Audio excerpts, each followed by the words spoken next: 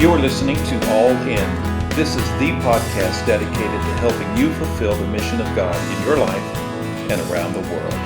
I'm your host, Jeff Roper.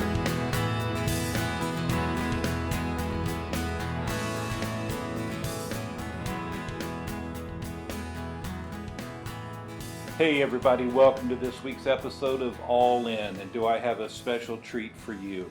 This week we're going to be interviewing Angie Richey. Before we get to that though, let me ask you a couple of things. If you enjoyed this podcast, take time to subscribe to us on iTunes or Stitcher or whatever your favorite podcast player is, and also share it with your friends and your family. Let them know how it helps you, what it does for you, and all that good stuff. Maybe send them an email, share it on Facebook, whatever you can do to help us get the word out so that we can mobilize more people to fulfill the mission of God in their life and around the world.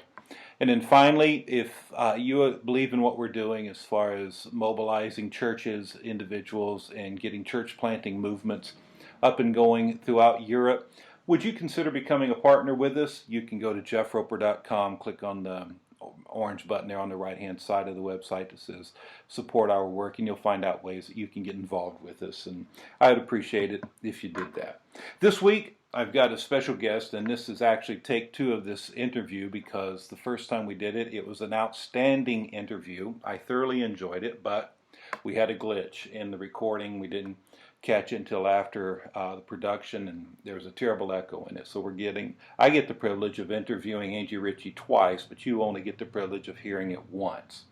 Angie has, for 15 years, been adjunct faculty at Life Pacific College. She's 4 years director of college relations, 3 years as vice president there at the college. She has a Master of Education with an emphasis on curriculum design and instruction from Hope International. She has a master's in marriage and family therapy, a double major from Life Pacific in pastoral ministry and Christian education.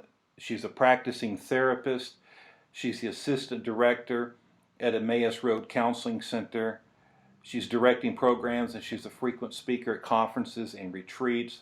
She's also done some documentary work, doing a movie called I Forgive You, and maybe we'll talk a little bit about that this week. Her husband Lou and her are the founding pastors of the Gathering Place in Santa Clarita. She's a mother of two, and as you can tell by hearing all of her street creds, she's probably an overachiever and quite a fascinating lady. And it's my joy to welcome you today, Angie, to the show. Welcome. Thank you so much, Jeff. It's such a great honor to be with you today. It's always good to talk with you. You know, I was a couple of weeks ago, I was actually in San Dimas and there at the college, and you were on a trip somewhere. I forget where you were at, so we didn't actually get to talk face to face. But it was good to be there, back on your grounds, and seeing the good work that's happening there at the college. Yeah, that's awesome. Well, hey, you know, reading your just through your accomplishments, not only your academic and professional accomplishments, but the fact that you are a full-time working professional, you're a pastor, you're a wife, you're a mother. How in the world do you find balance in all of this? Oh my goodness! Well, isn't that the $1 million question? It is. You know what? I truly believe this. You can have it all, but not all at once. Now, all those things you mentioned didn't happen all in the same, time frame. So I've had this amazing journey in many different chapters of my life. But I am reminded of Proverbs chapter 4, verse 23, and it says this: "Watch over your heart with all diligence, for from it flow the springs of life." And so I think, for me, Jeff, I think how that has all been accomplished is really by kind of taking care of my heart, taking care of my soul in the midst of the many different seasons of my life. And I think it's the same for many people, is they do many things, just not all at the same time. Yeah, that's great. You know, that's actually one of my life verses as well, the one there in Proverbs 4. I love it. Unpack that for me some. How do you go about doing that? Because I do believe that this is the critical issue facing leaders today. We are the most nurture deficient, most neglected of the condition of our soul in this day and age. I remember reading some research by I think it was Bobby Clinton there from Fuller. He Mhm. said that 70% of all Christian leaders do not finish well. That's right. It scared the daylights out of me. Staggering. Yes. Well, that's the truth. And you know, being in the field also of counseling and therapy, I've been able to interface with a lot of leaders. I'm with leaders all the time. And what I know for sure is that, you know, we can't lead anyone unless we know how to lead ourselves. And so that's what I really emphasize, not only as I work with my staff, my students, and leaders, is really helping them develop that executive function, that self-leadership. And so you asked the question, I think it's such a great question. How do you go about doing that? Well, I think it's both an art and a science. I certainly have not perfected it. But a couple things. I have a couple thoughts on it. I don't know if you've ever read the book Soul Keeping by John Ortberg. It came out, I think, a year ago. It's just phenomenal. And he says this about the soul. The soul without a center feels constantly vulnerable to people or circumstances. And I don't know about you, but when I talk to leaders, and sometimes I feel this way, I feel so just all over the place. And Mm-hmm. so being centered has been really a focus of my husband in my life, and it doesn't come naturally, that's for sure.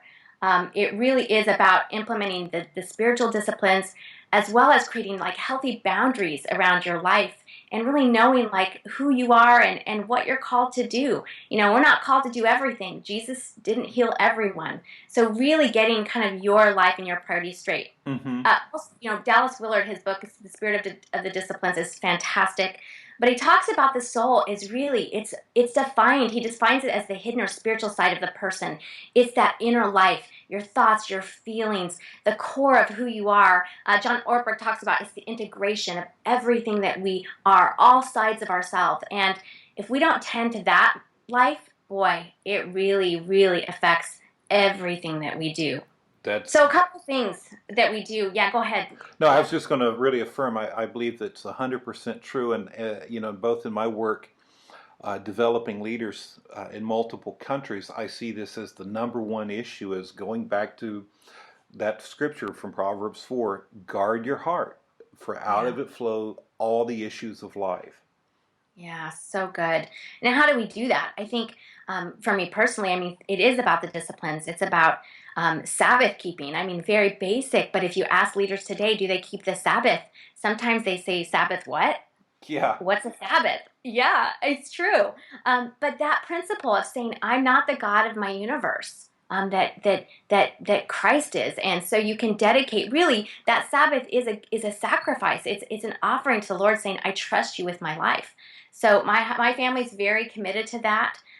Also, silence and solitude, having times away, cultivating joy in our lives, doing those things that fill us and bring us that are life giving, that help us to flourish, and that could be anything as simple as being in nature, reading, healthy community and relationships, those things that bring you joy. On and on. There's so many practices out there, and I know that there are a lot of people that are better at this than me, but these are some things that have worked for us and our family. well, let's talk about the Sabbath principle. Right. Because I think that's something that we really need to unpack in all of our lives. How do you apply that in your own life? Oh, wow. Well, the first thing I think to understand is the Sabbath is a gift. It's a gift to us. Mm-hmm.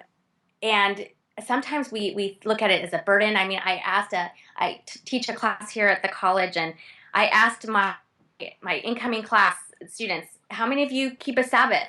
And they literally looked at me like they had no idea how it would be possible. I mean, it's a nice idea, but they need to understand that God gave it to us a gift. It is a gift, a freedom that we are no longer slaves. And so I think for us, it's really prioritizing. It's understanding that this is not only a gift, but God calls us to it to do. Mm-hmm. And again, I think the concept of Sabbath can be very confusing. It really is about stopping what we're doing, contemplating, resting, renewing, and restoring ourselves. I think a lot of people think Sabbath is, oh, I have to sit in a room and read my Bible all day and be in silence. Not at all.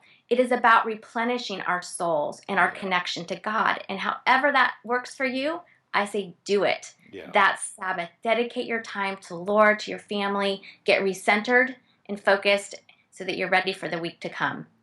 Somewhere in the learning about this myself, I came across an observation that the two times God tells us to keep a Sabbath, one is, I'm the Lord your God who delivered you out of slavery in Egypt, therefore work 6 days, take the seventh day off. Right. The second one was, I'm the Lord your God who created the heavens and the earth in 6 days, and I took the seventh day off, therefore you take a Sabbath. And Yeah. he's showing us there, this is the God's gift to guard our identity, that we are neither slaves nor are we God. We're not slaves. We don't have to work 7 days a week. We don't find our identity in the work we produce. We find our identity in the God to whom we relate. And the second part of it is we're not God. And so much of the time, every person I know that struggles with boundaries is messed up in one of those two areas. They either think they're a slave or they think the universe will fall apart if they take time off. That's right. And the Sabbath is God's gift to maintain our identity. And I just love that. I love what you're talking about here.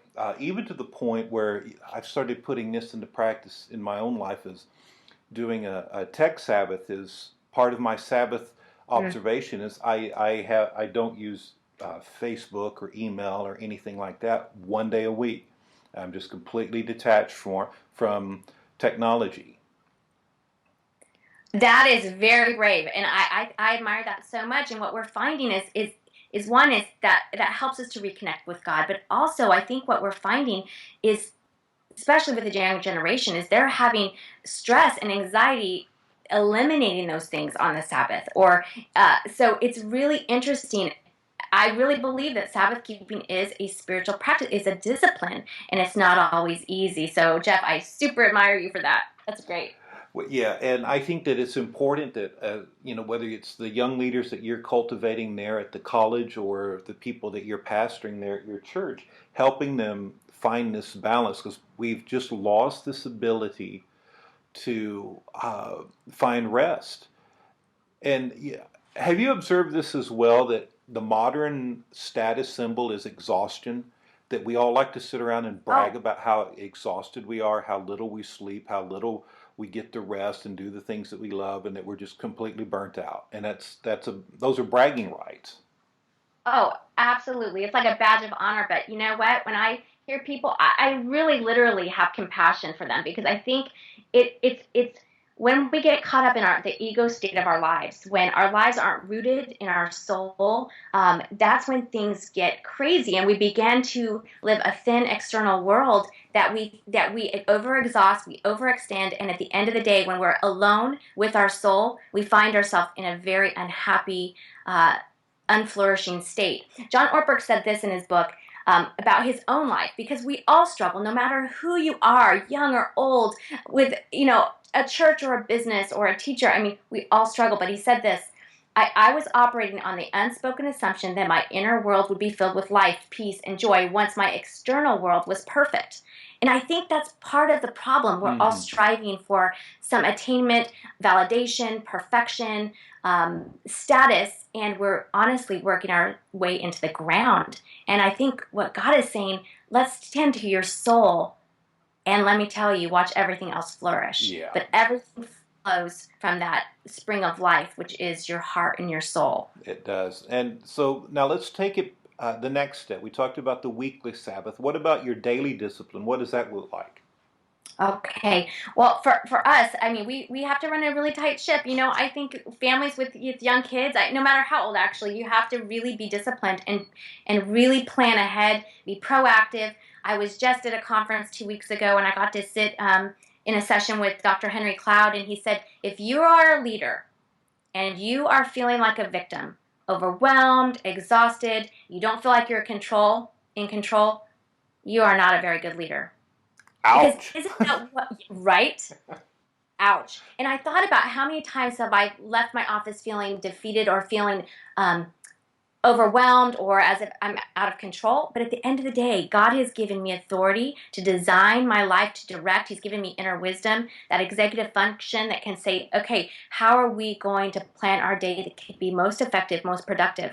And oftentimes these skills are learned, they're not innate. So it challenges me to continue to grow in my leadership skills, my organizational skills, my spiritual discipline. So it's really being proactive and a humble learner to say, okay, how can I do better next time? What do I need to change? What do I need to learn? So really it is about a learning process, but dedicating my day from the beginning and saying, okay, I'm going to lean into this day. I'm not going to lean away and become a victim of my schedule. So that's been huge for me in how I kind of manage my life day in, day out. How does that look in a very practical way for you? Right. Okay. Well, for one, is I get up very early, and I pretty much the night before I definitely plan out what the day looks like. I have it, the day before, so I kind of know what I'm getting into, and I'm very proactive. I plan ahead. I communicate right away, first thing in the morning, and I also make sure to take breaks. I pause. What I love about Peter Scazzaro, he talks about the daily office, and honestly pausing even 3 to 5 minutes during your day a few times just to say, Lord, I'm yours. Let's connect. Let's get centered. If it's a reading or a devotional, something that brings you back again to the center of your soul so that you're leading not out of your ego or out of reaction to your circumstance, but out of intention of what really needs to be done. So that really helps me. Also, super practical, I cannot skip lunch. It does not work for me. By 2 o'clock, if I skip lunch, it's downhill from there. So making sure that I eat well, have protein, also that I build a team around me that is, competent and also supported with the things that they need to complete their job. So making sure my team is resourced and that they also practice these disciplines of organization, self-care, soul keeping. That's also a big part of what makes life work for me. Okay. Now, do you journal? I'm going to be honest with you. And listen, Nancy Ortberg will agree with me on this one. She hates journaling. I used to want to journal all the time. I tried, but I found that journaling actually made things.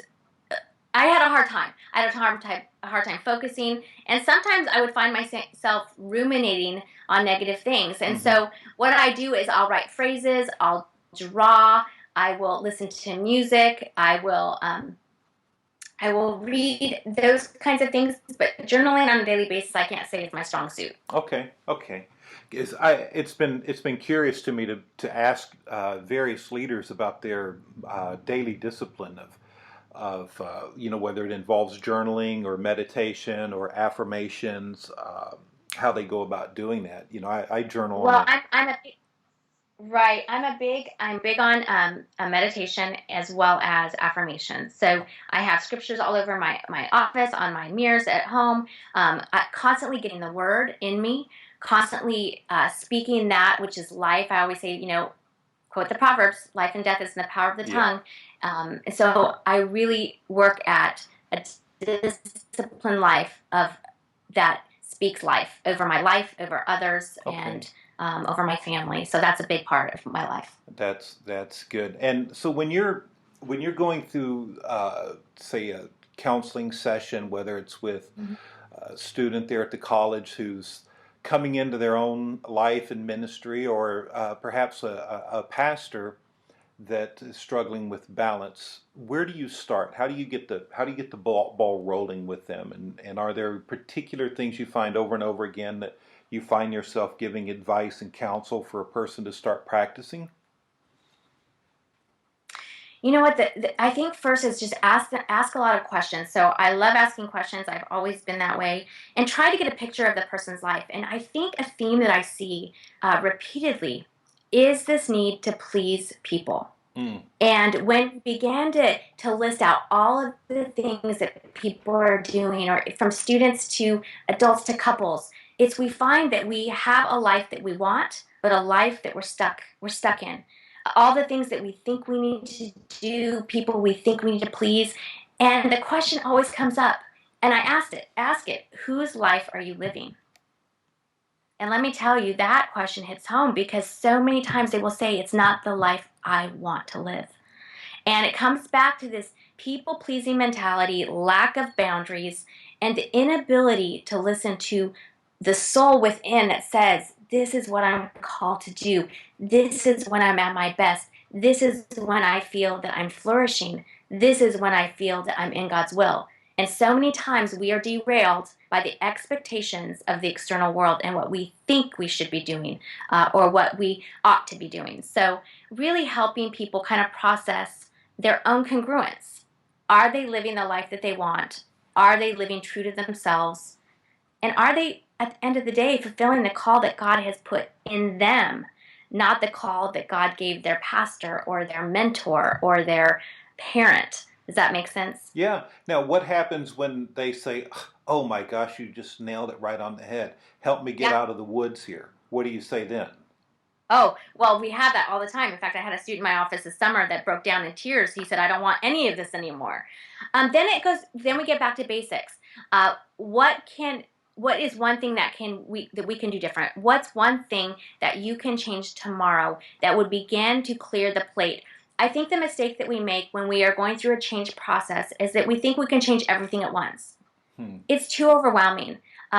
I like that do one thing different philosophy. Do one thing different and let it have its ripple effect. For example, one student that was in my office needed to kind of step down from a ministry position and really take some time to dig deep into his character.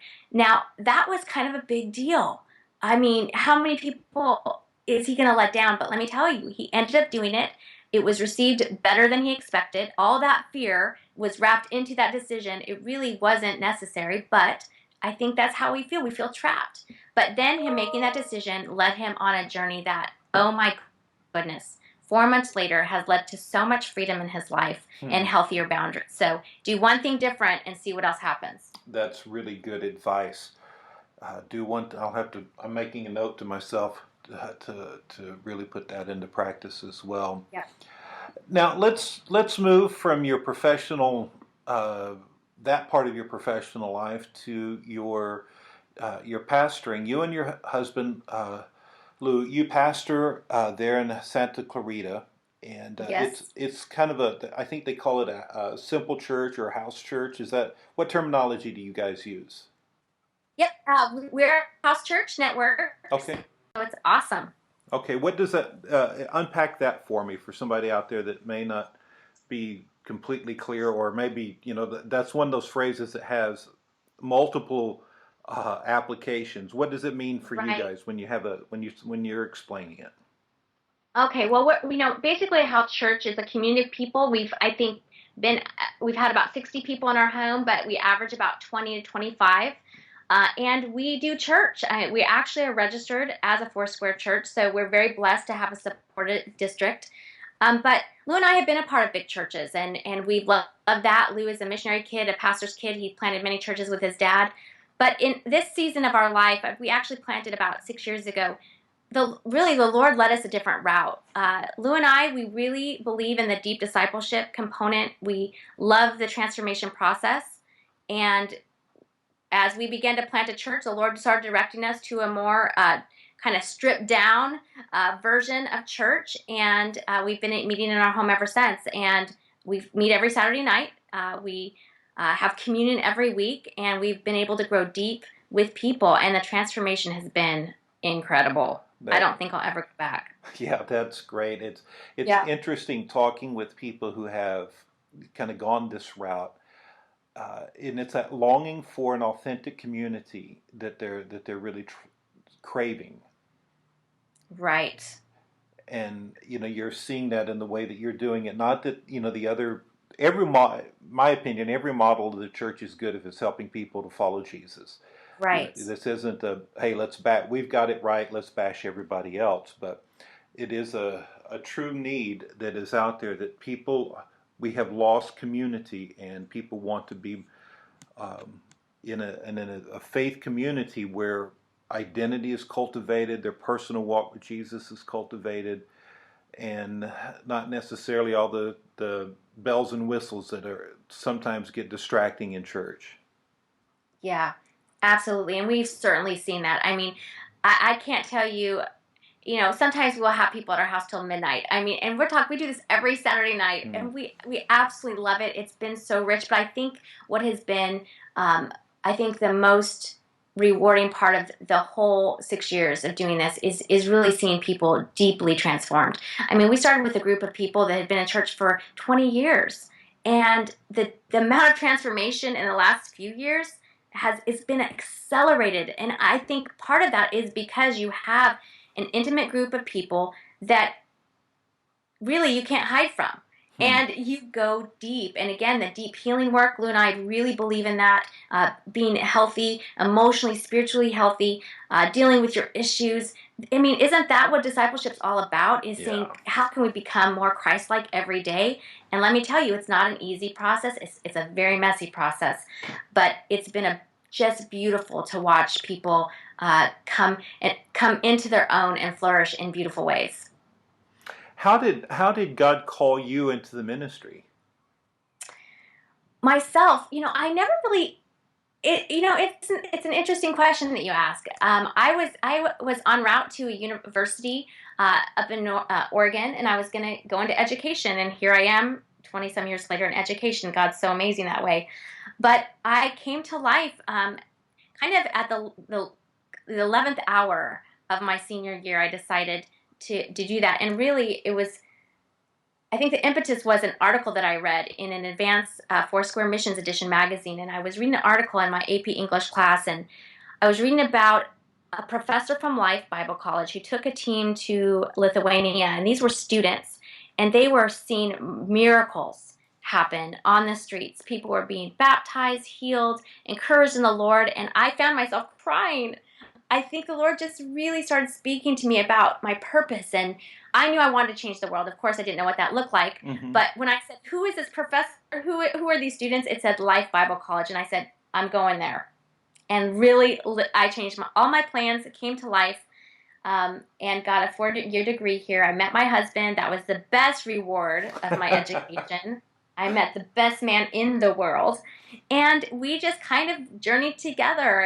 I don't think we ever thought that we would be in like full-time vocational Hmm. ministry. We do believe that our lives are uh, meant to be on mission, no matter where we are. But that was the entree into this world of ministry, leadership development, education. So by via Life Pacific College, I guess you could say. Well, yeah, that's great, and it's obvious when anybody that knows you, seeing you uh, in what you guys are doing now. It's like watching a fish in the water. It just seems so natural, it just flows out of you in a life-giving way, and it's just a joy to watch that. Who have been some of the major influences in your life? That's a great question. Well, I would say my number one influencer. I came to life when I was 18. My dad had passed away a year earlier, and I kind of floundered. I didn't have a strong community of mentors. I'm so thankful for my home church, LeGrand Faith Center, that really helped send me out here. But I kind of floundered a little bit. I'm going to be honest with you. So, but initially, I would say Lou Richey. I can't tell you enough. I met him when he was 17. We've been married 22 years. He's been my rock. He is one of the wisest men I've ever known, and to journey with him has been amazing. In fact, he's a missionary kid. He traveled the world and had been everywhere. I'd been nowhere, and I felt like I'd known him my whole life. We Hmm. just connected. He has been such not only a rock, but he's been my biggest supporter, my cheerleader. He pushes me into the scary situations. I think that's, I don't know, a missionary characteristic. I guess risk taking is a thing. Yeah, So it's I job requirement. yeah, right. I've become a risk taker. He's definitely been an influencer. I'd also say the academic dean here back in the late 90s, Joanna Benny, she had a huge impact on my life. She gave me actually my first opportunity to teach here.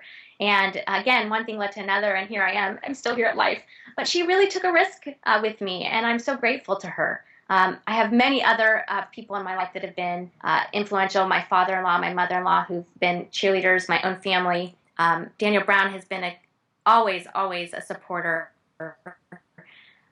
Catherine Hart Weber really got me through some really challenging times while I've been at life. And she really helped me connect back to my soul. So I owe a lot of people a lot of things. I certainly am not who I am by myself. They Yeah. have really, really covered me and protected me and cheered me on. So I mean, I could go on and on with many people. That's great. What books do you normally recommend to people? Oh gosh, I have a lot. Let me see here. Well, okay, so listen, I'm all about people. I absolutely love them. I'm about developing people. I'm about empowering. So I'm big on anything related to strengths. Strengths Finder is one of my favorite books. Okay. So that is a huge book that has meant a lot to me, and I use it in all my training. I would say one of my favorite books is Man's Search for Meaning by Viktor Frankl. Oh yeah, He was great an book. Auschwitz survivor. Uh, Really, it's about pursuing meaning in the everyday, and if we can't make meaning out of our suffering, we become hopeless. So it's all about hope. It's all about meaning making, and it's a great, great story. Um, Also, Joyce Meyer has been profound in my life. Henry Nouwen, Dallas Willard. I would say a top book for me is Emotionally Healthy Spirituality. Fantastic. I think every person, every leader, every student should read that book. Mm-hmm. Soul Keeping. I love Lean In by Sheryl Sandberg, a remarkable book on women and leadership. The Happiness Advantage. I mean, I could go on and on. Yeah. I Well, just, let's yeah. unpack the one about women in ministry, because obviously you are a woman and you are in ministry. What has helped shape you in that? Because, not, I don't know if you've noticed this, Angie, but not everybody's crazy about women in ministry. Right? I guess I didn't realize for a long time. I know, call me crazy. I don't know if it was a blind spot, but the more I hear and I connect with women, I definitely see that it is a challenge, and it's definitely a controversy in our times. Yeah. And it's the strangest thing to me because it's never been an issue, and that's one of Right. the reasons I love our little tribe of Foursquare. Right. It was started by this incredibly gifted woman, and what I do really love about it is it wasn't out of a modern feminist, we're going to prove women can do stuff. It wasn't out to prove anything. It was just a person obeying God and saying, I happen to be a woman, but I'm obeying God, and here's the fruit to validate it. Wisdom is justified by her children, and she just went out and did it. And, Right. I just love seeing that, and it does surprise me at times because it's not really even on my radar to think about the gender issues. And whenever they come up, it's just kind of mind blowing to me. It's like, oh, people actually think about that, huh? Uh, Right. when you're processing through it, maybe I don't know, maybe with young ladies at the college there, maybe that didn't come from a background that was supportive of women pursuing leadership within the church. Are there any particular books or specific counsel that you give to them as they're trying to unpack God's will for their life? I think the biggest thing that I think has shaped me is one, to know that your gifts make room for you. And I always try to get them off the gender topic, the gender issue, and really hone in on who are you, who has God made you to be, and that if we can cultivate that and come from leadership or influence from a pure place of, this is who God has made me, this is how I can use my gifts, this is how I can bring value, it suddenly takes the edge off needing to have a place, needing to move from an ego state and make a name for yourself. You begin to be more gentle, I think, in how you approach leadership Yeah. and how you approach influence. So what my young women here is, I really empower the person. And we start to discover and unpack, who are you? How did God make you? When do you feel your best? When are you the most effective? When do you feel like you're in your flow and you're feeling God's pleasure on your life? And once they begin to identify that, then they're able to actually move in that area with much more confidence, much more empowerment and excitement for what God's doing. But it is a challenge. But I would say here in this environment, women are very empowered. There, Yeah. and I think sometimes it's more, how can we as women be empowered, but also be collaborative and gentle and integrate in a way that we aren't polarizing, strong but not polarizing. Yeah. So we talk a lot about that balance here. Well, that's great, and I love how when you started this part of the conversation, saying that gender isn't really the forefront of the issue for you. It's helping them just connect with what God's called them to be. I was in a conference one time, not more than 1,000,000 years ago, not more than 1,000,000 miles from where I'm at right now, that had a lady asked to come and speak at it. It was a pastor's gathering, a pastor's conference, and she spent the entire session that she was allotted talking about how women have the right to be in ministry. Yikes. And I thought, this isn't an issue. You were invited here. Just do the ministry. Own it. Just own it. Just get up there and do it. Yep. Don't spend your 45 minutes to an hour talking about how you as a woman have a right to be up there to do that. Yep. They've already recognized it. They've invited you. So just minister. Don't make the gender the issue, and just do it. And out of that, you disarm all the arguments. That's right. Well, and that is so true. It's just step into what God has called you to and do it with joy. I think that's the thing is when we see women empowered and doing what they do with joy, boy, that just changes the atmosphere. And these young women that I work with, we have great role models here on campus with our faculty, our female faculty. They're amazing. But not only here on campus, but everywhere. The books that I read are Thrive by Arianna Huffington is an amazing book about self-care and balance, really, for women. It is so good. And here's a woman who has accomplished so much in her life. You look to those who have gone before you and you say, what can I learn and how did they do it? And I really think that there are so many fabulous, amazing influencers that have really paved the way, that we're enjoying the benefits of what they've done. That's great. Well, Angie, it's been great to have you on the podcast this week. And before I let you go, I always ask every guest this one question. And I got to ask you, if I had a time machine and we were able to go back to your 25-year-old self, now I know for you that would only be a couple of years, but if we could go back to your 25-year-old self and you could give yourself some advice, what would you advise yourself? Oh, this is so good. Oh, I wish this was true. But number one, I would tell myself, learn the skill of healthy boundaries.